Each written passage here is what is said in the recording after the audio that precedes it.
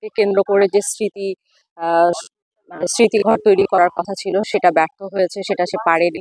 এই ব্যর্থতা যেটা সেটা আসলে শুধু উনি বলছেন যে উনি কাউকে এই দায়ভার দিবেন না, কিন্তু আসলে এই প্রত্যেকের উপরেই এসে পড়ে।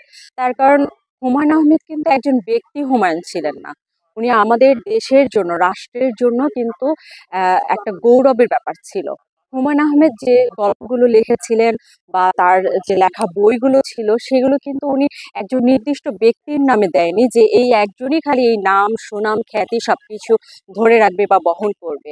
তিনি কিন্তু এই পুরো বাংলাদেশকে রিপ্রেজেন্ট করেছে। তাহলে আজকে তার যে স্মৃতি, সেই স্মৃতিগুলো ধরে রাখতে বা তার স্বপ্নকে লালন পালন করার ক্ষেত্রে আমরা কেন সেই দায়িত্ব নিব না?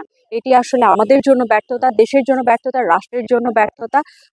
আমার মনে হয় বর্তমান যিনি উপদেষ্টা যারা আছেন, উপদেষ্টা মণ্ডলী, তাদের প্রত্যেকের এগিয়ে আসা উচিত এই ব্যর্থতার দায় মুছতে। তাদের প্রত্যেকের এগিয়ে আসা উচিত। তার পাশাপাশি আমরা যারা হুমায়ুন ভক্ত আছি আমাদেরও এগিয়ে আসা উচিত।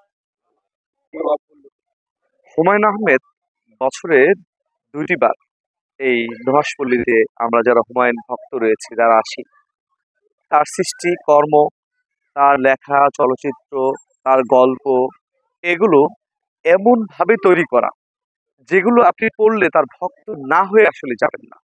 এবং বাংলা সাহিত্যে যতগুলো লেখক রয়েছে তার মধ্যে অন্যতম তিনি।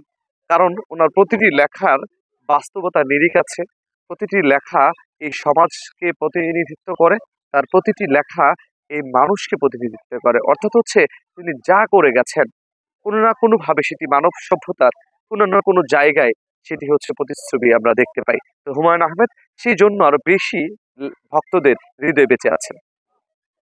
আমরা এখানে এসেছি কথা সাহিত্যিক হুমায়ুন আহমেদ স্যারের ৭৭তম জন্মদিন উপলক্ষে।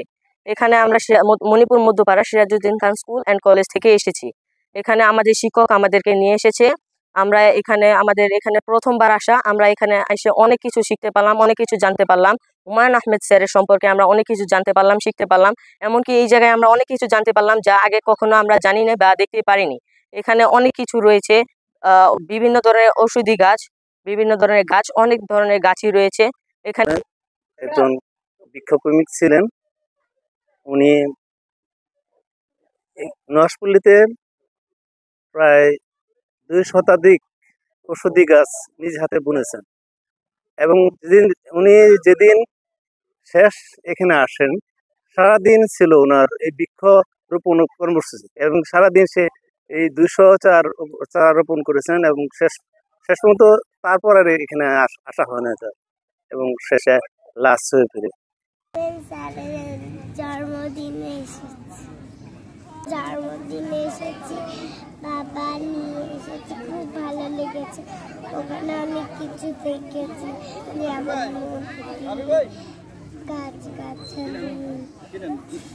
আমার আবেগ অনুভূতির একটা জায়গা।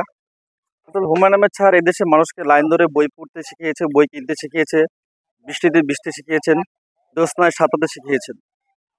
আসলে স্যারের মতো আর অন্য কেউ, অন্য কোনো লেখক আমাদেরকে গভীরভাবে কাটাতে পারে না, হাসাতে পারে না, হাহাকার জাগাতে পারে না।